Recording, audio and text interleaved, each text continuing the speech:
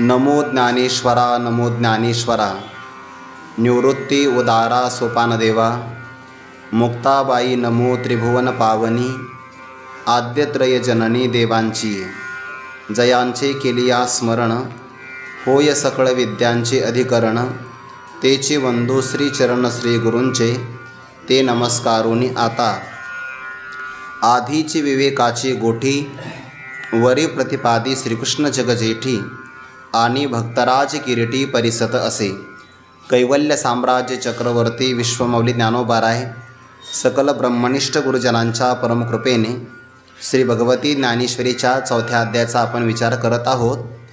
द्वितीय अध्यायामध्ये ज्ञानयोगाचं श्रवण, तिसऱ्या अध्यायामध्ये ज्ञानयोगाचं साधन असणाऱ्या कर्मयोगाचं चिंतन, साध्य आणि साधनाचा विचार आपल्या श्रवण इंद्रियाला श्रवण करता मिळाला आणि त्या श्रवणाच्या माध्यमातून भगवंताच्या अंतःकरणामध्ये निहित असणारं गीता नावाचा ठेवा किंवा तत्व आपल्याला पाहण्याकरता दृग्गोचर झालं। यासाठी ज्ञानोबा आपल्या श्रवणेंद्रियाचं भाग्याचं वर्णन करतात। आजी श्रवणेंद्रिया पाहले किंवा आजी श्रवणेंद्रिया पिकले, जे येणे गीता निधान देखिले। गीता नावाचा निधान ठेवा त्या श्रवणेंद्रियाला ऐकण्याकरता मिळाल्यामुळे परब्रह्मतत्वाचं अगदी आत्मत्वानी ब्रह्मरूपाने दर्शन झालं। आता स्वप्नचे हे तुकले साचा सरीशे। चांगल्या प्रकारचं आत्मज्ञान श्रवण करायला मिळणं अत्यंत दुर्लभ आहे। अत्यंत अशक्यप्राय असणारी गोष्ट जेव्हा स्वानुभवामध्ये उतरली तेव्हा स्वप्नची हे गीता निधान प्राप्त होणं हे स्वप्नच होतं, पण ते साचा सरीशे सत्यामध्ये उतरावं इतकं सत्यामध्ये अवतीर्ण झालं असा एक अर्थ। किंवा साचा सरीसे हे सर्वनाम आहे। या सर्वनामाला संस्कृत भाषेमध्ये इदम असं म्हणतात। आणि 11 इंद्रियांच्या द्वारे शास्त्रावरून किंवा अनुमान प्रमाणातून जेवढं म्हणून आपल्याला कळतं किंवा जे जे आपल्या इंद्रियांना गोचर होतं तो संपूर्ण जगत हा इदम पदाचा विषय आहे। एकादशेंद्रिययुक्त्या शास्त्रेणाप्यावगम्यते यावत किंचित भवेत एतत् इदम शब्दोदितम जगत। हे संपूर्ण जगत हे इदम पदाला विषय आहे। आणि त्या जगताचं अधिष्ठान तत्व न कळाल्यामुळे अधिष्ठानाच्या अज्ञानामध्ये भासणारा पदार्थ हा सत्य वाटत असतो। रज्जू जर आपल्याला रज्जूरूपाने कळालीच नाही तर रज्जूवर रज्जूच्या अज्ञानामुळे भासलेला सर्प हा सत्य वाढतो। वास्तविक तो सत्य नाही, पण सत्यत्वाचा जर भ्रम निर्माण झाला की तो मनुष्याच्या दुःखाला कारण ठरतो। म्हणून हे साचा सरीसे सत्यामध्ये वाटणारं हे जगत त्याचं अधिष्ठान कळाल्याबरोबर मिथ्या वाटतं। रज्जूचं आपल्याला स्पष्ट प्रकाशाने ज्ञान झालं तर तो मनुष्य म्हणतोय, अरे मला व्यर्थ भ्रम झाला। ज्या सर्पाला मी खरं मानलं तत्वतः सर्प त्या ठिकाणी नव्हताच, अर्थात तो मिथ्या होता, फक्त भ्रमामुळे मला सत्य वाटला। तसं परब्रह्माचं अज्ञान असेपर्यंत जगत सत्य वाटतं आहे। आणि एकदा परब्रह्माचं आत्मत्वानी ज्ञान झालं की त्यावर भासणारं हे साचा सरीशे जगत स्वप्नची तुकले स्वप्नतुल्य झालं। जगताला स्वप्नप्रमाणे मिथ्यात्व येणं काय आणि आत्मतत्वज्ञानाचं श्रवण कठीण असताना श्रवण होणं या दोन्ही गोष्टी मात्र कठीण आहे। श्रवण इंद्रियाला हे मिळाल्यामुळे आजी श्रवणेंद्रिया पाहले, जे येणे गीता निधान देखिले। आता स्वप्नचे हे तुकले साचा सरीशे। गीता नावाचा निधान ठेवा आहे। ठेवा हा अत्यंत दुर्लभ असतो आणि मिळत नाही। गीता निधान म्हणण्याचं नेमकं काय कारण? ज्ञानोबा त्याची कारणं 3 सांगतात। गीता हा ग्रंथ आहे आणि या ग्रंथाच्या बाबतीमध्ये आपण 3 निकषाने जर पाहिलं तर या ग्रंथाचा विषय फार उत्तम आहे, ग्रंथाचा वक्ताही श्रेष्ठ आहे आणि श्रवण करणारा श्रोतासुद्धा अत्यंत सर्वोत्तम आहे। त्याच वेळीचा आपण विचार क्रमशः करतोय। आधीची विवेकाची गोठी वरी प्रतिपादी श्रीकृष्ण जगजेठी आणि भक्तराज किरीटी परिसत असे। अगोदरच या ग्रंथामध्ये विवेकाची वार्ता किंवा संवाद आला आहे। नासतो विद्यते भावो ना भाव विद्यते सतः तैसे विचारिता निरसले। ते प्रपंच सहजे सांडवले मग तत्वता तत्व उरले ज्ञानियांसी। मनोनितयांच्या ज्ञानियांच्या ठाई आस्तिक्य बुद्धी नाही, निष्कर्ष दोही देखील असे. म्हणून अनित्याच्या ठाई अनित्य पदार्थांच्या ठिकाणी त्यांना सत्यत्व बुद्धी होत नाही. विनाशी तत्वाचंही ज्ञान झालं म्हणजे विनाशी पदार्थांचं आणि अविनाशी तत्वाचंही ज्ञान झालं तर या ज्ञानाकरता निवड करावी लागते आणि त्यालाच विवेक असं म्हणतात. त्या विवेकाचं प्रतिपादन करणारा हा ग्रंथ आहे. येथ आत्मा तो आत्मयाच्या ठाई देखीजे देहीचा धर्म देही ऐसे देखणे ते पाही आण आहाती किंवा अनात्मवर्गणीर सांडोनी आत्मरसाचे क्षीर चरताती ते सविचार राजहंस. अनात्म असणारा समूह निवडणं आणि आत्मतत्वाचं ग्रहण करणं राजहंसाप्रमाणे ज्याला हा विवेक प्राप्त झाला तो परमार्थातला परमहंस आहे. आणि हा विवेक आपल्याला गीतेतून प्राप्त होत असल्यामुळे अगोदरच या गीतेचा विषय अत्यंत चांगला आहे. आधीची विवेकाची गोटी त्या विवेकाचं प्रतिपादन करणारा कोण आहे आपण काल त्या विचार केला. या गीतेचा वक्ता फार श्रेष्ठ आहे. ज्ञानोबा म्हणतात बाप रे बाप बाप बाप ग्रंथ गीता जो वेदी प्रतिपाद्य देवता तो श्रीकृष्ण वक्ता जी ग्रंथी वेद प्रतिपाद्या. ज्ञानेश्वरीतली पहिलीच ओवी आहे. ओम नमो जे आद्या वेद प्रतिपाद्या जय जय ससंवेद्य आत्मरूपा पहिलीच ओवी आहे. वेदामध्ये भ्रम प्रमाद कर्णापाठव आणि विप्रलिप्सा हे 4 प्रकारचे दोष नाही. 4ही प्रकारचे दोष मानवी बुद्धीमध्ये असतात आणि ज्यामध्येही कोणत्याच प्रकारचा दोष नाही म्हणून त्या वेदाला आपण अपौरुषेय शब्दराशी असं म्हणत असतो. वेदामध्ये भ्रम नाही, वेदामध्ये कोणत्याही प्रकारचा प्रमाद नाही, वेदामध्ये इंद्रियांच्या ठिकाणी शैथिल्य जे मानवामध्ये असतं किंवा असामर्थ्य असतं तेही नाही आणि कोणालाही फसविण्याची बुद्धी वेदामध्ये नाही. भ्रम प्रमाद करणा पाठव आणि विप्रलिप्सा या सर्व प्रकारच्या दोषातून मुक्त असणारा अपौरुषे शब्द राशी ज्या परमात्म्याचं 2 प्रकाराने वर्णन करतो आहे. एक विधिमुखाने वर्णन, दुसरं निषेधमुखाने वर्णन. त्याला अतद्व्यावृत्ती रूपाने वर्णन असं म्हणतात. म्हणजे वेदाच्या प्रतिपादनाचा परमात्मा विषय आहे.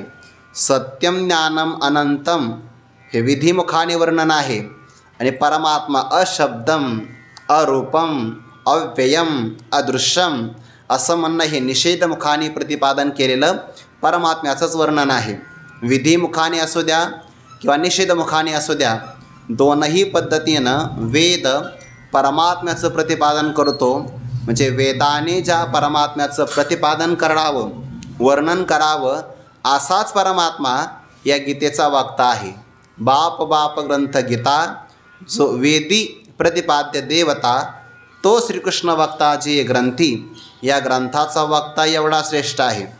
म्हणजे वेदाने ज्याचं वर्णन करावं ते परब्रह्मतत्व गीतेमध्ये वक्ता रूपाला प्राप्त झालं. म्हणजे वेद अगोदरच निर्दोष शुद्ध, त्या शुद्ध वेदाने वर्णन करावं परब्रह्माचं तेही शुद्ध आणि शुद्ध असणाऱ्या परब्रह्माने श्रीकृष्ण रूपामध्ये येऊन गीतेचं तत्त्वज्ञान सांगावं ते किती शुद्ध आहे. म्हणून बाप रे बाप ज्ञानोबा आश्चर्य व्यक्त करतात. जो वेदी प्रतिपाद्य देवता तो श्रीकृष्ण वक्ताजी ग्रंथी म्हणून तर म्हणतात वरी प्रतिपादी श्रीकृष्ण जग जेठे. संपूर्ण जगामध्ये श्रेष्ठ असणारा हा श्रीकृष्ण परमात्मा या गीतेमध्ये प्रतिपादन करत आहे, अर्थात निरूपण करत आहे. काल आपण 2 पदाचा विचार केला. श्रीकृष्ण जग जेठी भक्ताच्या चित्तवृत्तीला आपल्याकडे आकृष्ट करून घेणारा किंवा दैत्यांच्या समूहाचा उद्धार करावा याकरिता त्यांना आपल्याकडे खेचणारा ज्याच्यामध्ये आकृष्ट करण्याची शक्ती आहे त्याला श्रीकृष्ण असं म्हणतात. पाहिलिया वेध लावी बैसे जीवी जडोनी म्हणून तो श्रीकृष्ण परमात्मा आहे. आणि जग जेठी म्हणजे ब्रह्मदेवाने देवाचं चरण प्रक्षालन करावं, त्या तीर्थाचं भगवान शंकराने आपल्या जटेमध्ये धारण करावं किंवा भगवंताच्या चरण रजाची भगवान शंकराने अपेक्षा करावी. लक्ष्मी मातेनं देवाची चरणसंवाहन सेवा करण्याची इच्छा व्यक्त करावी. या सगळ्या बाबतीमध्ये परमात्मा श्रेष्ठ आहे. वेदाला ज्ञान द्यावं एवढा परमात्मा ज्ञानी आहे. पराक्रम नुगडता बाळपणाची फुली जेने मी दानवी सृष्टी केली करी गिरी धरुणी उमा अनिली महेंद्र महिमा हा देवाचा श्रेष्ठपणाच आहे की नाही? किंवा सत्यभामा मातेनं दान करावं नारदांना, नारदांच्या चरण पादुका माझा भक्त आहे म्हणून आपल्या मस्तकी धारण कराव्या, किंवा सारथ्यपण अर्जुनाचं करावं, अर्जुनाची घोडी धुतली अनंते, ही सगळी कामं देवाने करावी, किंवा राजसुयागाच्या प्रसंगाला देवाने सगळ्यांना सगळी कामं वाटून दिली, सगळ्यांना. दुर्योधनाकडे काम देवाने कोणतं दिलं असेल बरं? दक्षिणा वाटपाचं. दुर्योधनाला वाटलं बरं झालं, या निमित्ताने पांडवांची संपत्ती वारीमाप उधळायची, योग्यता पाहिजेच नाही, योग्यता अजिबात पाहिजे नाही. 11 नाही 51 द्यायचे, अशी योग्यता काही पाहिजेच नाही, देऊन टाकायचे. आपल्याला काय गावाचीच रक्कम आहे, पांडवांचीच आहे की नाही, योग्यता काय पाहिजे नाही. जेवढी दक्षिणा दुर्योधनाने वाटपाचं काम करावं, त्या दुर्योधनाच्या हातामध्ये सामुद्रिक चिन्ह होतं, आणि हे फक्त देवाला माहिती. जेवढा दुर्योधन खर्च करणार तेवढं पांडवांच्या खजिन्यामध्ये खजिना येतच राहणार, द्रव्यकोशामध्ये द्रव्य जमा होणार. हे भगवंताची योजना आहे. सगळ्याकडे सगळ्या प्रकारची कामं वाटून दिली देवाने, आणि स्वतः कोणतं काम घेतलं? संपूर्ण साधू महंत जेवले की जेवल्यानंतर उष्ट्या पत्रावळ्या स्वतः भगवंताने आपल्या हाताने काढावून, धर्माघरी पाने वाही झाडी, हे देवाने काम करावं. यातून देव जितका मोठा आहे सेवेकरता तितकाच परमात्मा लहान होतो. हे प्रासंगिक राहतो की नाही? म्हणून जग जेठी आणि तो असणारा परमात्मा या गीतेमध्ये प्रतिपादन करतो आहे, अर्थात तत्त्वज्ञानाचा उपदेश करतो आहे. काल आपण या प्रतिपादन शब्दावर फारच जास्त काही विस्तार केला नाही. प्रतिपादनच का करावं, उपदेश का करावा, त्याचं कारण असं आहे, संप्रदाय ज्ञानाची परंपरा जर अखंड अव्याहत प्रवाहित राहायची असेल तर ते उपदेशाच्या माध्यमातून राहू शकते. किंवा ज्ञानी पुरुषांच्या जीवनामध्ये तत्त्वज्ञानाचं रक्षण करावं, जीवनमुक्तीच्या विवेकामध्ये ज्ञानरक्षा, तप, विसंवादाभाव, दुःखनाश आणि सुखाविर्भाव असा 5 प्रकारचा एक जीवनमुक्तीच्या फलाचा विचार आला आहे. हा विचार आपण पाठीमागं केलेलाच आहे. ज्ञानरक्षण करावं म्हणजे संप्रदायाची परंपरा खंडित न होता तो प्रवाह आगामी कालापर्यंत तसाच अव्याहत वाहत राहावा, याकरिता श्रोत्रिय ब्रह्मनिष्ठ कृपाळू सद्गुरूंनी अधिकारी असणाऱ्या शिष्याला तत्त्वज्ञान द्यावं आणि मग इहलोकाचा निरोप घ्यावा. आपल्याला प्राप्त असणारं ज्ञान जर आपण कोणाला सांगितलं नाही तर शास्त्रामध्ये तोही दोष प्रतिपादन केलेला आहे. म्हणून आपली विद्या कोणाच्या तरी हातामध्ये द्यावी, प्रवाहित करावी, म्हणजे त्या विद्येचं जे काही आपलं ऋण आहे गुरु परंपरेचं, त्या ऋणातून उतराई होण्याचा प्रकार आहे. द्यावं, ते मुक्त असताना द्यावं. ते ज्ञानोबा म्हणतात, कैवल्याचा अधिकारी मोक्षाची सोडी बांधी करी, की जळाची ये परी तळवट घे. किंवा 12व्या अध्यायामध्ये तशीच एक ओवी आहे, जे पुरुषार्थ सिद्धी 4 घेऊन या आपुल्या हाती, रेगाला भक्तिपंथी जगा देतो. हे सगळ्या जगाला ज्ञान देतात की नाही? पुरुषार्थ सिद्धी 4, पुरुषार्थ 4 प्रकारचा, धर्म, अर्थ, काम आणि मोक्ष, हे झाले पुरुषार्थ. त्या पुरुषार्थ सिद्धीमध्ये पुन्हा 4था म्हणजे अगदी सलोकता, समीपता, स्वरूपता आणि सायुज्यता. सायुज्य नावाचा मोक्ष घेता येईल, ते आपल्या हातामध्ये घेतात आणि सगळ्या जगाला त्याचं दान देतात. पुरुषार्थ सिद्धी 4 घेऊन या आपुल्या हाती, रिगाला भक्तिपंथी जगात देतो, देत राहतात. हे त्यांचं औदार्य आहे. आणि परमात्मासुद्धा या गीतेच्या बाबतीमध्ये शिष्यस्तेहम शाधिमां त्वां प्रपन्नम, मी आपला शिष्य आहे, आपण मला उपदेश करावा अशी विनंती केल्यामुळे प्रतिपादी भक्तराज अर्जुनाला उपदेश करत आहे. त्या उपदेशाचा देवाला फायदा काय? एकच लाभ आहे, जेव्हा एखादे असणारे सद्गुरू एखाद्या सर्वोत्तम शिष्याला उपदेश करतात ना, तेव्हा त्या उपदेशातून एखादा शिष्य ब्रह्मभावाला किंवा पूर्णतेला जर प्राप्त झाला तर त्याची पूर्णता पाहिल्यानंतर सद्गुरूंना त्याच्याहीपेक्षा जास्त आनंद होतो. उदार व्यक्तीला समोरचा व्यक्ती तृप्त होईपर्यंत जर जेवला आणि तृप्तीचा जर ढेकर दिला ना तर त्याला वेगळं जेवासं वाटत नाही. हे उदाहरण आपण प्रत्येक कुटुंबामध्ये पाहत असतो. सुगरण असणारी माता भगिनी स्वयंपाक करते बघा. अगदी स्वयंपाकात काय कष्ट असते ती त्यांनाच माहिती आहे. सगळ्या प्रकारचा ती स्वयंपाक निष्णात पद्धतीनं तयार करते आणि स्वयंपाक पूर्णतेला प्राप्त झाला तर गृहस्थ जीवनामध्ये अगोदर लहान मुलं जेवतात, पाहुणे मंडळी जेवतात, घरातले सगळे वयोवृद्ध जेवतात आणि स्वयंपाक करणारी माता भगिनी सर्वात शेवटी भोजन करते. अगदी काही प्रसंगाला मन लावून जो पदार्थ तिने ते तयार केला आहे, अगदी गावरान गाईचं दूध आहे, आटणी करून करून बासुंदी तयार केली आणि योगायोगाने तिच्या वाट्याला थोडीशी सुद्धा राहिली नाही. मग एखादा लहान मुलगा तिला विचारतो, आई तू एवढा स्वयंपाक केला आहे पण तुझ्या वाट्याला बासुंदी राहिलीच नाही. ती आई काय सांगते, तुम्ही सगळे जेवले ना, त्यामध्ये माझं पोट भरलेलं आहे. म्हणजे कुटुंबामध्ये सुद्धा त्याग प्रधान जर असेल तर ते कुटुंब एकत्र राहत असतं बरं. संप्रदायामध्ये सुद्धा त्यागप्रधान भूमिका आहे. समाजामध्ये त्याग महत्त्वाचा आणि परमार्थामध्ये तर त्यागेन एके अमृतत्व मानुषो, त्याग केल्यानंतरच अमृतत्वाची प्राप्ती आहे. दुसऱ्याचं पोट भरल्यानंतर आपलं पोट भरू शकतं हे फक्त आपली संस्कृती सांगते आहे. दुसऱ्याला जेवू घातल्यानंतर शेवटी जेवण्यामध्ये तेवढा आनंद नाही जेवढा आनंद सगळे जेवल्यानंतर आपण उपवाशी राहण्यामध्ये आहे. सगळे जेवले, सगळे तृप्त झाले आणि ते वाढता वाढता आपल्याला काहीच राहिलं नाही तर ते उपवाशी राहण्यामध्ये सुद्धा फार मोठा आनंद आहे. हे औदार्याचं लक्षण आहे. जशी एखादी माता भगिनी सगळ्यांना तृप्त होईपर्यंत भोजन देते, आनंदाला प्राप्त होते, किंवा एखादी माता बालकाला जन्म देते आणि बालक तृप्त होईपर्यंत त्याला स्तनपान करविते, त्या बालकाच्या तृप्तीचा आनंद मातृत्व प्राप्त असणाऱ्या मातेला जसा होतो तसा शिष्य जर पूर्ण बोधाला प्राप्त झाला तर त्याच्या पूर्णतेचा आनंद शिष्याच्या अगोदर गुरूंना होत असतो. म्हणून तर ज्ञानोबा म्हणतात, अर्जुनाची पूर्णता पाहिल्यानंतर जशी चंद्राची पूर्णता पाहिली की समुद्राला भरती येते, तसं अर्जुनाचा पूर्ण बोध पाहिला की देवाला आनंद झाला. देव विसरले की मी रणांगणावर आहे, मी अर्जुनाचा श्रीगुरू आहे, विसरले आणि देवाने नाचायलाच प्रारंभ केला. ये अर्जुनाच्या बोला देव नाचे सुखे भोलला, म्हणे विश्व फळा झाला फळ हा मज. देवाला आनंद झाला, माझा अर्जुन आज तृप्त झाला की नाही त्याचा आनंद देवाने भोगलेला आहे.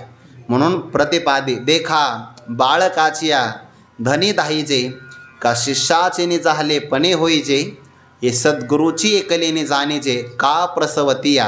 ज्ञानोबा म्हणतात, बालक तृप्त झाला त्याचा आनंद प्रसवती आहे आणि शिष्याचेनी जाहलेपणे होईजे, शिष्य पूर्ण ब्रह्मस्वरूपाला प्राप्त झाला की याचा आनंद सद्गुरूची एकलेने जाणीजे. एकटा हा आनंद सद्गुरूंनाच कळतो. म्हणून जेव्हा अनेक शिष्य मुक्त होतात ना, त्यांच्या मुक्ततेमध्ये मुक्त महापुरुषाला जास्त आनंद आहे बघा. आपण पाठीमागे एकदा विचार केला, संत महापुरुषामध्ये किंवा मुक्त ज्ञानी पुरुषामध्ये दोन प्रकारचा भाव आहे. संतांचं जीवन तर व्यापकच आहे, पण मुक्त महात्म्यांच्या बाबतीमध्ये दोन प्रकारचा.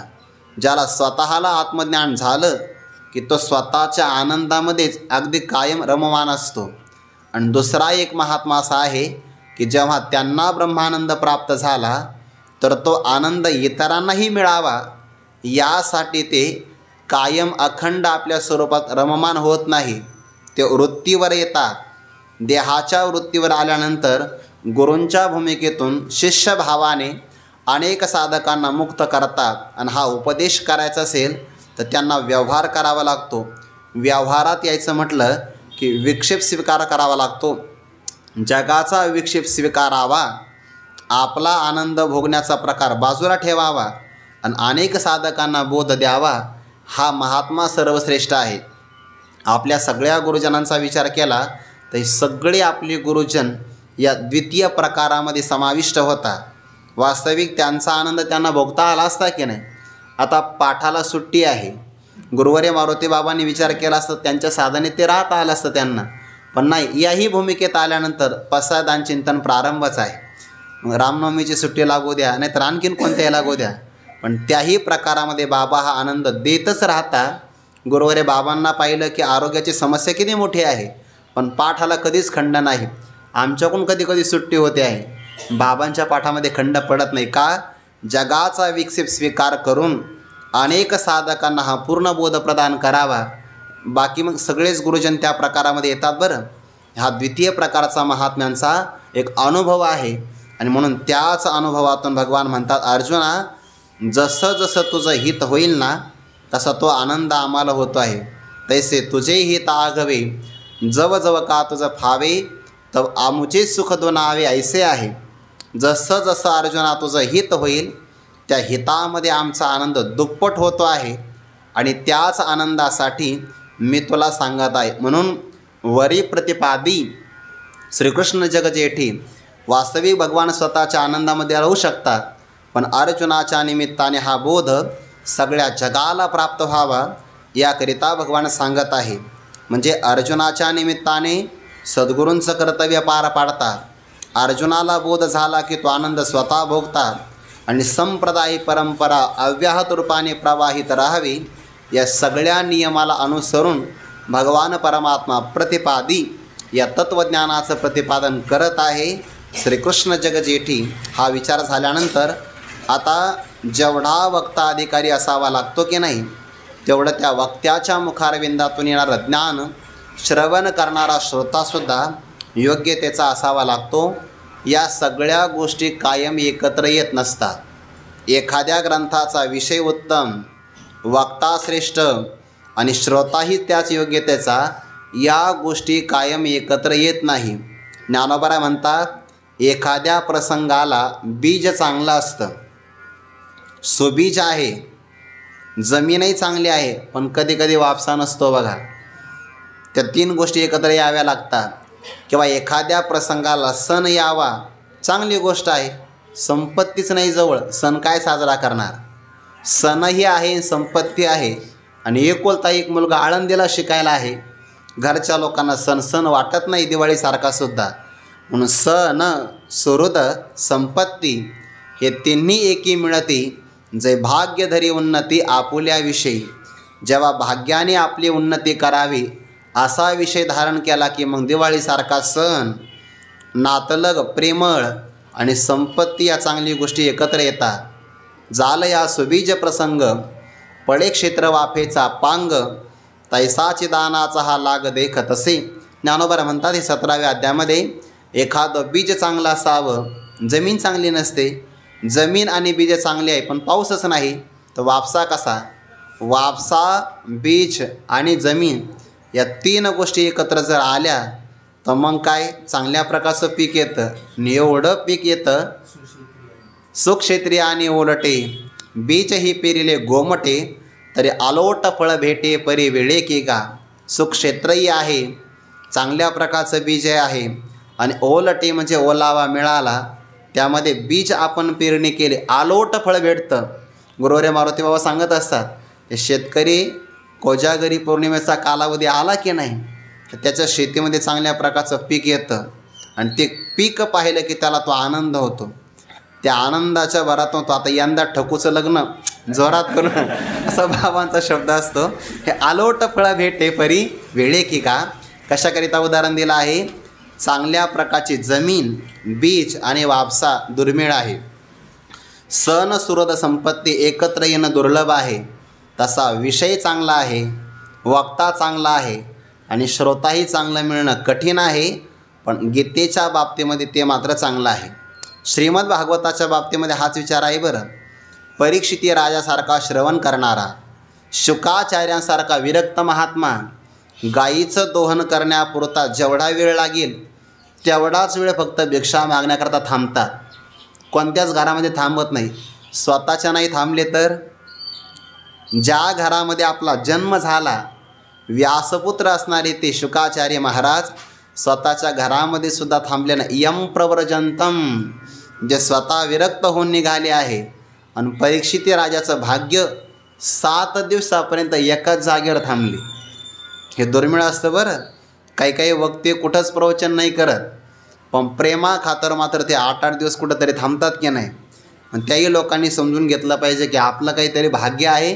जे माणसं कुठंच थांबत नाही, तारीखच घेत नाही, ते 8 दिवस आपल्याकडं थांबले आहे, भाग्य असतं की नाही.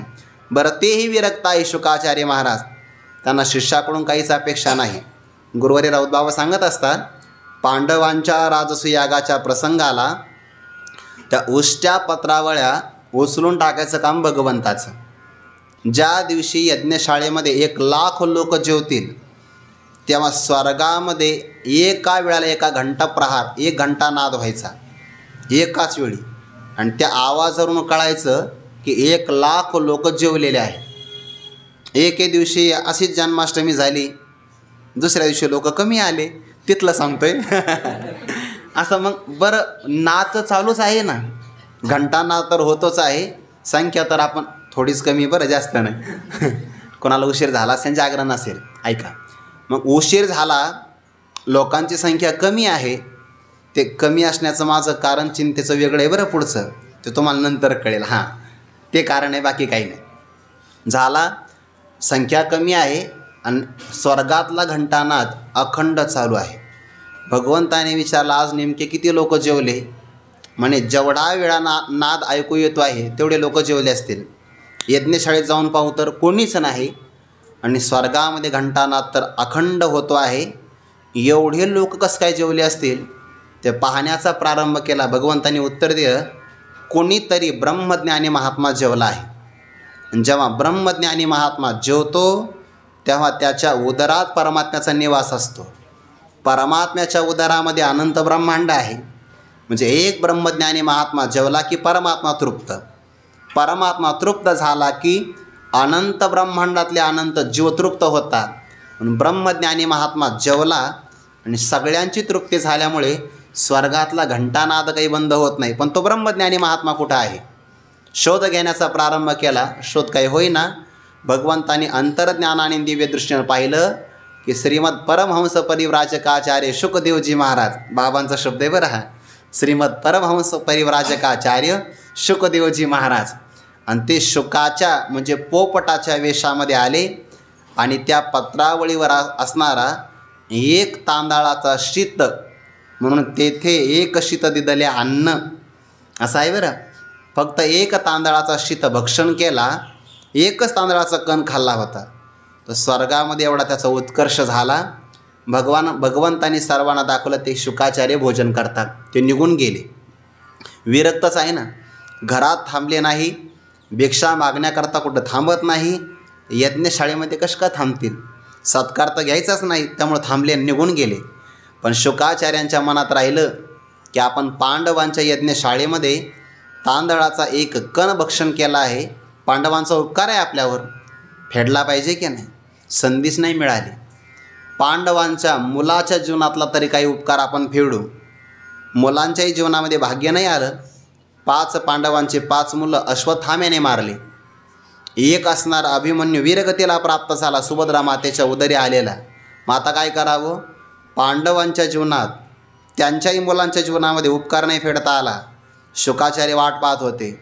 मग त्या अभिमन्यूचा असणारा मुलगा उत्तरा मातेच्या गर्भामध्ये परीक्षिती रूपाने जे जन्माला आले, मग त्या परीक्षितीच्या जीवनात आपली काहीतरी उपयोगिता व्हावी म्हणून एका असणाऱ्या भाताच्या कणाच्या अखंड 1 साळी अक्षता मोबदल्यामध्ये गुरुवारी राऊत बाबा सांगत असतात, त्यांनी 7 दिवस काहीच न घेता कथा सांगितली. आता आपण लोकांच्या किती पंक्ती खाल्ल्या असतील, म्हणजे सोडून द्या उदाहरण. एका तांदळाच्या मोबदल्यामध्ये कुठंच न थांबणारे शुकाचार्य महाराज परीक्षिती राजाकरता भागवत सांगतात. आणि तेही असं ऐकतात की 9 स्कंद पूर्ण झाले, 9व्या स्कंदापर्यंत भूक नाही ताण नाही. वक्त्याला विचारावं लागलं श्रोत्यांना, नाश्ता करायचा का? पाठ झाल्यानंतर ताण भूक सतावत नाही? त्याने नाही महाराज, तुमच्या मुखारविंदातून जे काही हरिकथेचं अमृत पाझरत आहे ना, ते अमृत श्रवण केल्याबरोबर अत्यंत कठीण असणारी तहान भूक मला सतावत नाही. म्हणजे जेवढा वक्ता श्रेष्ठ तेवढा ऐकणारा श्रोताही वजनदार असावा लागतो की नाही. श्रीमद भागवताच्या बाबतीत हेच आहे. आणि भारतीय ग्रंथाच्या बाबतीत सगळं हेच आहे. जसं गीतेच्या बाबतीमध्ये तसं ज्ञानेश्वरीच्या बाबतीत सुद्धा आहे बरं.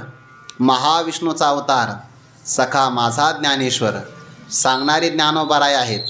पण या बाबतीमध्ये ज्ञानोबारायांचं भाग्य सर्वश्रेष्ठ आहे. कसं काय बरं?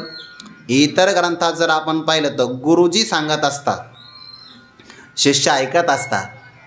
ज्ञानेश्वरीत तसं नाही, शिष्य सांगतात, गुरुजी ऐकतात.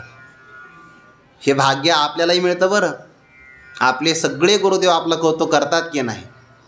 म्हणजे इथे भगवंताचे जर भूमिकेचा विचार केला तर शिष्यरूपाने भक्तराज अर्जुन किरीटी परिसत असे, त्यांची कसोटी आहे ऐकण्याची.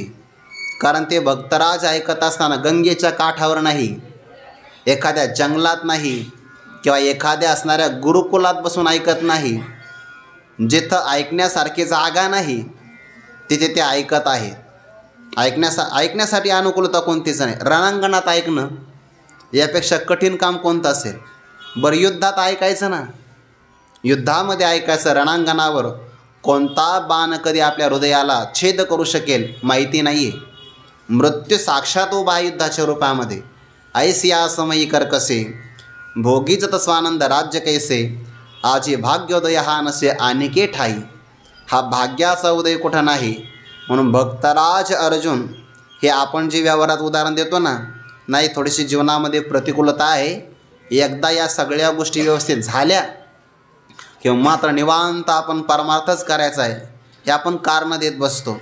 परमार्थाला प्रतिकूलता आणि अनुकूलता याची कारणं देत बसू नये. परमार्थाला कारणं देणं म्हणजे समुद्राच्या लाटा शांत होईल आणि मग मी समुद्र स्नान करेल असं म्हणण्यासारखं आहे. लाटा शांत होत नसतात, त्या येणाऱ्या लाटा पाहायच्या आणि त्यातच बुडी देऊन समुद्र स्नान करायचं असतं. तसं व्यवहारामध्ये एखादा म्हणला माझा एकदा मुलगा व्यवस्थित कामाला लागला, त्याची घडी बसली की मी परमार्थाला मोकळा. मुलगा कामाला लागतो आणि आपले अवयव कामाला लागतात. वाट बघता येत नाही बघा. क्षणभंगूर नाही भरवसा. परमार्थाला कारणं देत बसू नये. अनुकूलता प्रतिकूलता परमार्थाच्या आड येऊ नये. भक्तराज अर्जुन म्हणल्यास देवा थोडं थांबा, एकदा सगळं युद्ध संपवितो, फक्त 18 दिवसाची मला सुट्टी द्या. एकदा युद्ध झालं तर मग निवांत आपण हिमालय पर्वतावर जाऊ. तुम्ही 7 दिवस सप्ताह करा, मी 7 दिवस ऐकतो. तसं नाही. याही प्रसंगामध्ये ऐकता येतं. रणांगण भगवंताने निवडलं आहे आणि त्या प्रसंगामध्ये सगळ्या भक्तामध्ये राजा. भक्त म्हणजे ज्याच्या अंतकरणामध्ये देवाविषयी प्रेम आहे. रौद्रभावाचं वाक्य सांगू का? देवाविषयीच प्रेम आहे, अन्य कोणाविषयी प्रेमच नाही. त्याला अनन्य भक्त असं म्हणतात. देवाविषयी प्रेम असणं वेगळं आणि देवाविषयीच प्रेम असणं वेगळं. चकारामध्ये अन्यांची व्यावृत्ती आहे. एक देला चित्ती अमिरखुमाईचा पती. एका देवावरच फक्त प्रेम, अन्य कोणावर प्रेम नाही. त्या बाबतीमध्ये गुणरहितम कामनारहितम प्रतिक्षणम वर्धमानम अविच्छिन्नम सूक्ष्मतरम अनुभवरूपम हे देवाविषयी असणारं प्रेम. आणि त्या प्रेमाला भक्ती असं म्हणतात. भक्ती ज्याच्या हृदयामध्ये विराजमान झाली आहे त्याला म्हणतात भक्त. भक्तराज अर्जुन सगळ्या भक्तांचे राजे आहेत, राजे. एकदा तीर्थयात्रेच्या निमित्ताने भक्तराज अर्जुन द्वारकेमध्ये आले. द्वारकेमध्ये काहीतरी उत्सव होता आणि त्या उत्सवामध्ये आनंदाचा सगळीकडे प्रकार. तो प्रकार पाहिल्यानंतर अकस्मात अर्जुनांचं आगमन झाला. जो तिथी न पाहता येतो तो अतिथी. आणि संस्कृती काय सांगते आपली? अतिथी देवो भव. ज्याला काळ वेळ न पाहता जो येतो अतिथी, व्यक्ती असो, आल्यानंतर मग सत्कार तर केला पाहिजे. भक्तराज अर्जुनाला विनंती केली, तुम्ही आलाच आहात तर आमच्याकडे भोजन करा. प्रवासातून आले, थोडी विश्रांती करा, थोडासा वेळ आहे 20 मिनटं वेळ, थोडा वेळ आहे, थोडी विश्रांती करा. विश्रांती करायला प्रारंभ केला. स्वयंपाक तयार झाला. रुक्मिणी मातेनं प्रभूला सांगितलं, प्रभू भक्तराज अर्जुनाला आपण निरोप द्या आणि बोलावून घेऊन या, काही हरकत नाही. जो मनुष्य थकलेला असतो प्रवासाने त्याला झोप लागते बघा. आणि इतकी लागते की मोबाईल जरी वाजला तरी कळत नाही. अजिबात नाही कळत. कधी कधी आपण विसरतो ना मोबाईल बंद करायचा, तसं तिथंही होतं. ते विसरले, ते झोप लागली. गाढ झोप कधी लागते? दिवे घाट पार केल्यानंतर. गाढ झोप कधी लागते? ब्रह्मगिरीची परिक्रमा केल्यानंतर गाढ झोप लागते. बघा, लागली ना झोप तशी भक्तराज अर्जुनाला. भगवान निरोप द्यायला गेले. आता भक्तराज कसे आहे? तेवढ्या वेळेमध्ये सुद्धा जरी त्यांच्या अंतःकरणाची वृत्ती अज्ञानामध्ये सुषुप्तीमध्ये लीन झाली असं आपण बाहेरून म्हणू शकतो, पण त्या सुषुप्ती अवस्थेमध्ये झोप लागली, चिंतनात खंड नाही. जसा आपला श्वास अखंड सुरू आहे, आपलं हृदय ज्याप्रमाणे अखंड रक्ताचा पुरवठा करत आहे, तसं भक्ताची असणारी वृत्ती अखंड नामस्मरण करत असते. बरं, अखंड. म्हणून तर न कळे दिवस की राती, अखंड लागलीशी ज्योती, आनंद लहरीची गती, वर्णोमी किती तया सुखा. आणि ते भक्तराज अर्जुनाचं झोपेमध्ये नामस्मरण ऐकलं. श्रीकृष्ण जय कृष्ण. देवाने कानोसा घेतला. म्हणे इथं तर काय भिंतीमध्ये साऊंड नाही आहे, आवाज तर येतो आहे. असा कानोसा घेतला. लक्षात आलं हे माझ्या अर्जुनाचं नामस्मरण आहे. देवाला आनंद झाला आणि देवाने तिथंच नृत्य करायला प्रारंभ केला. तिथंच देवाच्या आनंदाच्या भरातलं नृत्य पाहिलं. भगवान शंकर म्हणाले, तुम्हाला नृत्य येत असेल, तुम्ही नटराज राजा आहात, मी नटराज आहे. भगवंताचं नृत्य पाहिलं आणि तिकडे भगवान शंकरांनी हिमालय पर्वतावरमध्ये तांडव नृत्याला प्रारंभ केला. तेव्हापासून जुगलबंदी आहे बरं ही. तेव्हापासून भगवंताचं नृत्य पाहिलं की भगवान शंकरांनी प्रारंभ केला. नारदजी प्रगट झाले आणि विनाच्या तारा छेडल्या. ठेक्याला प्रारंभ झाला.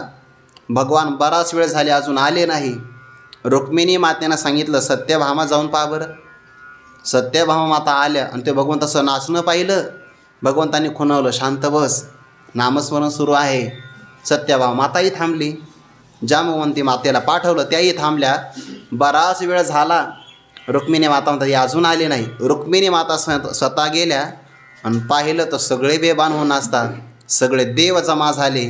देवर्षी नारदजी आले आणि तो आनंद पाहिला की रुक्मिणी मातेनं त्या ठेक्याला अशी चुटकी वाजून प्रतिसाद दिला आणि सगळ्यांचा आवाज झाला.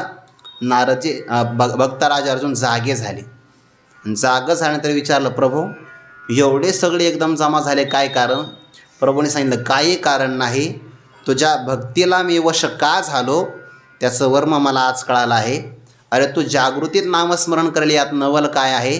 तुझ्या रोमारोमातून एका एका केसातून श्रीकृष्ण जय कृष्ण असा ध्वनी उमटतो आहे. म्हणून हा भक्त राजा आहे, सगळ्या भक्तात राजा. राजा का म्हणलं ज्ञानोबारायांनी? त्याचं एक कारण, भक्ताची देवावर सत्ता असते. आतापर्यंत अनेक असणाऱ्या भक्तांनी देवावर सत्ता गाजविली.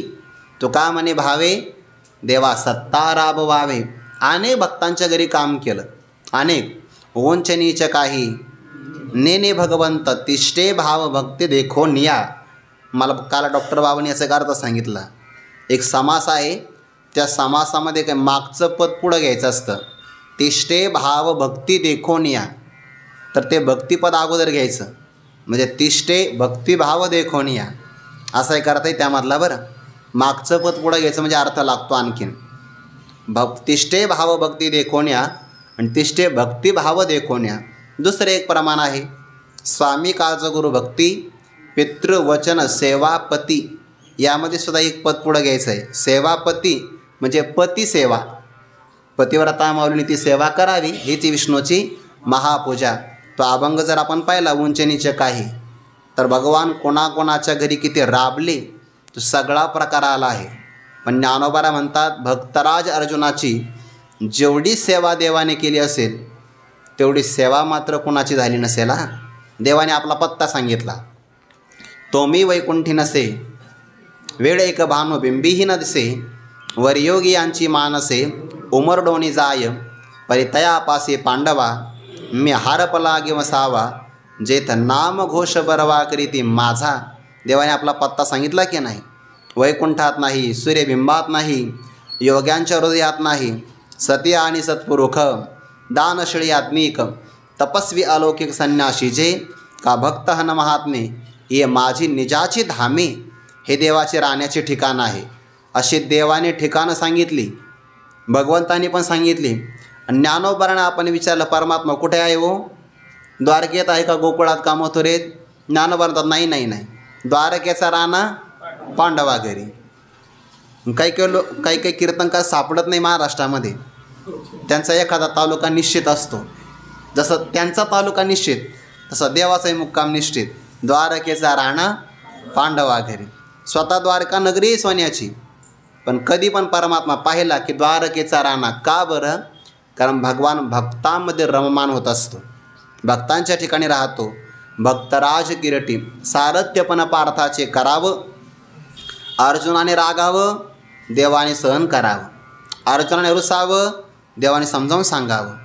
हा कोपे की निवांतच आहे, रुसे तरी बुजावीत जाय, नवल पिशे लागले आहे पार्थाचे देवा. ज्ञानोबारा म्हणतात मला देवाचं आश्चर्य वाटतंय. या देवाला अर्जुनाचा आश्चर्यकारक वेळ लागलं हो. असं वेळ कधीच लागू शकत नाही. पडविले पाखुर ऐसे न बोले, या परी क्रीडा मृग हितैसा न चले, कैसे दैव येत सुर वाढले ते जाणू नये. काय अर्जुनाचं दैव उदयाला आलं असेल की अगदी शिकवलेला पोपटसुद्धा असं बोलत नाही. आनंदाकरता जो आपण पशु पाळला तोही असं बोलत नाही. आणि इतका देव मात्र अधीन झाला आहे. ज्ञानोबाराने देवाच्या अधीनतेकरता शृंगारातला दृष्टांत दिला आहे बरं. परी पाचाही आता अर्जुना, श्रीकृष्ण सावियाची झाला अधीना, कामुक का जैसा अंगांना अपैता कीजे. विषयासक्त पुरुष ज्याप्रमाणे आसक्त होतो, स्वाधीन होऊन जातो, तसा देव स्वाधीन झाला भक्तीच्या जोरावर. हा 18व्या अध्यायामध्ये भगवान म्हणतात अर्जुना तुझ्यासाठी तुला वेद, तुझा मला वेद लागला. आणि तुझ्या वेद लागल्याबरोबर म्हणजे आवड लागल्यामुळे जर देवपणाचं एखादं बिरुद माझ्या आडवी येत असेल सोडून दिलं. अर्जुना तुझे निवेदे देवपणाचे बिरुदे सांडिले का, मी आधे सगळेने तुवा. तू आला तर मी पूर्ण झालो, तू नसेल तर मी अर्धाच आहे, म्हणजे अपूर्ण आहे. आणि तुझा संयोग प्राप्त झाला की मी पूर्ण आहे. भगवंताला सुद्धा वाटतं की अर्जुनासोबत कायम बोलत राहावं. पै आम्हाही वाडे कोडे अखंड बोलो आवडे, परे काय की ज्यांना जोडी पुसते ऐसे. अर्जुना मलाही वाटतं ना अखंड बोलत राहावं, प्रवचन करावं, पण काही कोणी ऐकणारच भेटत नाही. पण आज मात्र तुझ्यासारखा भेटला आहे. म्हणून काही प्रसंग आहेत ज्ञानेश्वरीमध्ये, ज्या प्रसंगामध्ये भक्तराज अर्जुन देवाच्या स्वरूपाशी एक होत होते, तन्मयतेला प्राप्त होत होते, पण भगवंताने ते होऊ दिलं नाही. का बरं? जर हा माझ्याशी एकरूप झाला तर मग संवाद सुखाचा आनंद कोणाशी भोगता येईल? नाही नाही. या काकुळती जनार्दने अन्योपदेशाचे निहातासने, बोला माझी मनमोने अलिंग सरले, जया सोहम भाव अटक मोक्ष सुखा लागोनी रंक, तयाची दिठीचा झने कळंक लागेल तुझ्या प्रेमा, विपाय अहम भाव याचा जाईल, मी त्याची हाजरी होईल, तरी मग काय किजली एकलिया, एकटं राहून काय करावं. म्हणून देवाने भक्तराज अर्जुनाला आपल्या स्वरूपामध्ये एक करून घेतलं नाही. हे देवाविषयी असणारं भक्तराज अर्जुनाचं प्रेम आहे बघा. प्रेम विराजमान म्हणून तो भक्तराज आहे. देवावर सत्ता गाजवावी एवढा अधिकार ज्यांचा असतो ना ते भक्तराज आहे. वारकरी संप्रदायामध्ये पुंडलिक भक्तराज असं म्हटलं आहे बघा. शोभे चंद्रभागातीर का पुंडलिक भक्तराज, त्याने साध येले कास, वैकुंठीचे निज पंढरी आणिले. साक्षात परमात्म्याला आणलं आहे. पुंडलिक भक्तराज आहे. सत्ताच गाजविली की नाही. देव आले, देवाने सांगितलं अरे पुंडलिका मी आलो आहे. म्हणजे चांगली गोष्ट आले तर. अरे म्हणे मग काही स्वागत सत्कार वगैरे देवा कळतं की नाही म्हणे. मी आईवडिलांची सेवा करतो तो स्वागत सत्काराची अपेक्षा. अरे म्हणे मग काही बसायला आसन वगैरे नाही. नाश्ता तर आसन तरी कमीत कमी. वारकऱ्याच्या घरी कुठं आसन आहे. जवळ पडलेली वीट घेतली, कारे प्रेम मातलाशी, उभे केले विठ्ठलाशी, ऐसा कैसा रे तो धीट, मागे भिरकावेली वीट. आणि देवावर सांगितलं देवा गप्पा नाही करायच्या, बोलायचं नाही. माझ्या पितरांची होईल निद्राभंग, न गडी हा प्रसंग बोलायाचा. तुला फार वाटतंय संवाद करावा, बोलत राहावं, अजिबात बोलायचं नाही. इथं ते कधी कधी आपण जातो की नाही सायलेंट झोन, हां, बोलायचं नाही, इथे आवाज करायचा नाही.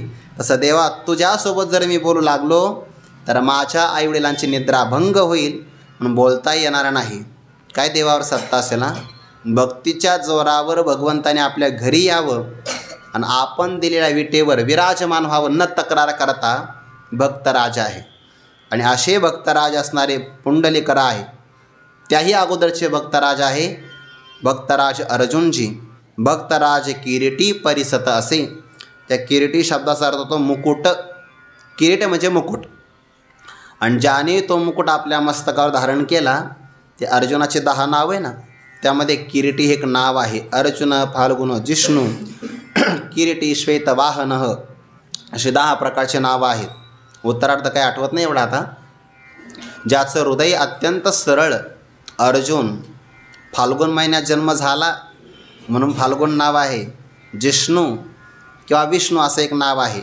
जिष्णू म्हणजे जिंकून घेण्याची इच्छा. किरीटी मस्तकावर मुकुट धारण केला. श्वेतवाहन ज्याच्या रथाची गोळी संपूर्ण पांढरी शुभ्र आहे. म्हणजे कौंतेय, पार्थ, धनंजय, सव्यसाचीन अशी बरीचशी नावं आहे. प्रसंगाला आलेली ती सगळी नावं आहे. या 10 नावापैकी किरीटी नाव का पडलं, युद्धाला जेव्हा भक्तराज अर्जुन निघाले तेव्हा इंद्रपुत्र असल्यामुळे इंद्राने भक्तराज अर्जुनाला मुकुट दिला आणि औक्षण केलं. औक्षण करून आशीर्वाद दिला, विजयी भव. तेव्हापासून किरीट धारण केल्यामुळे किरीटी असं एक नाव पडलं आहे. आणि ते भक्तराज अर्जुन किरीटी परिसत असे श्रवण करत आहे. आणि श्रवण करण्याचा हा त्यांचा उच्चतम अधिकार. श्रवण करणारा जर चांगला भेटला तर त्या वक्त्याला सांगावंसं वाटतं. बरं, नाथ महाराजांनी भागवतामध्ये असं म्हटलं आहे, सप्रेम मिनलिया श्रोता जै पूर्ण सुखाविना वक्ता तै तो जाणावा अवघारिता कथा सारामृता चवीनेने. एखादा श्रोता आपला चांगला भेटला असेल, चांगला, याचा अर्थ तो मिळत नाही. सप्रेम मिनलिया श्रोता, श्रोता श्रवण करणारा आहे आणि जे ऐकायचं त्याच्याविषयी त्याला प्रेम आहे. असा जर श्रोता मिळाला आणि एखाद्या वक्त्याला त्याचं जर प्रेम वाटलं नाही किंवा सुख वाटलं नाही तर नाथ महाराज असं म्हणतात, जै पूर्ण सुखाविना वक्ता तै तो जाणावा अवघारिता. तो वक्ता नाही, तो आतून रिकामा आहे. का बरं? कारण कथेच्या साराचं जे काही ज्ञानामृत आहे ते ज्ञानामृत चांगला श्रोता मिळाल्याशिवाय वक्त्यालाही प्राशन करता येत नाही. आणि एवढा चांगला योग आला आणि याला आनंद होईना असं जर वाटत असेल तर समजून घ्यावं, याला कथा सारामृताची चव अजिबात कळलेली नाही आहे. म्हणून वक्ता आणि श्रोता, गुरु डॉक्टर बाबा सांगत असतात, वक्ता आणि श्रोता यांचा रक्तगट जुळला पाहिजे. त्यांची आवड एका ठिकाणी आणली पाहिजे. सप्रेम भावार्था मिनल्या श्रोता मुक्तही उल्हासे सांगे कथा. या सुखाची सुख स्वाद होता, बाकी तो जाणे जाणता दुर्लभ. नाथ महाराज म्हणतात, सप्रेम भावार्थ एखादा श्रोता मिळाला तर मुक्त महात्मासुद्धा उल्हासाने कथा सांगतो. आणि तिथं जे काही निर्माण सुख होतं त्या सुखाची सुख स्वाद होता बाकी कुणाला कळणारच नाही, असा तो अर्थ आहे. पण देवाचंही भाग्य फार मोठं, भक्तराज अर्जुनाचंही भाग्य फार मोठं. म्हणून ते सांगतात, जेवढं सांगतात ना, ज्ञानोबा म्हणतात भगवान परमात्मा सांगतात हा अगस्ती आहे, समुद्र आहे समुद्र. आणि त्या ज्ञान समुद्राचं प्राशन करणारा भक्तराज अर्जुन अगस्तीच आहे. श्रीकृष्ण उक्ती सागरा हा अगस्तीची दुसरा. म्हणून घोटभर पाहे कसरा अवघे याचा. देव जेवढं सांगतात तेवढं भक्तराज अर्जुन कानाने प्राशन करत आहे, श्रवण करत आहे. मग किती देवाने सांगावं तर भक्तराज अर्जुनाची इच्छा मात्र काही पूर्ण होत नाही. देवाचाही आनंद आहे. भक्तराज किरीटी परिसत असे. गुरुवारी डॉक्टर बाबा एक उदाहरण सांगत असतात. वैकुंठवासी धुंडा महाराज देगलूरकर यांचं, त्यांची ज्ञानेश्वरी ऐकण्यासाठी 3-3 मजले भरून जायचे, एवढे श्रोते यायचे. आणि मग ते विनोदाने म्हणायचे, माझं भाग्य आणि देवाचं भाग्य जर पाहिलं तर देवापेक्षा माझं भाग्य जास्त आहे म्हणे. मग का बरं? कारण देवाला गीता सांगत असताना एकच मिळाला श्रोता, मला किती मिळाले म्हणे, 3-3 मजले भरून गेले ना म्हणे. देवापेक्षा भाग्य माझं मोठं आहे, फक्त उणीव एवढी आहे की यातला एकही अर्जुन नाही. असं ते म्हणायचे. अर्जुनासारखाच मिळाला देवाला, एकच मिळाला. देवाच्या संपूर्ण जीवनामध्ये 2च श्रोते, भागवतामध्ये उद्धवजी आणि भगवद्गीतेमध्ये भक्तराज अर्जुन परिसतसे. असा या गीता नावाच्या ग्रंथाचा विषय. वक्ता आणि श्रोता सर्वश्रेष्ठ आहे. ज्ञानोबाला गीता निदान म्हणतात. आणखीन काही चिंतन तो विचार आपण उद्या करू. पुंडलिक वरदारी विठ्ठल श्री ज्ञानदेव तुकाराम माऊली ज्ञानेश्वर महाराज की जय. जगद्गुरु तुकाराम महाराज की जय. सद्गुरु जोग महाराज की जय.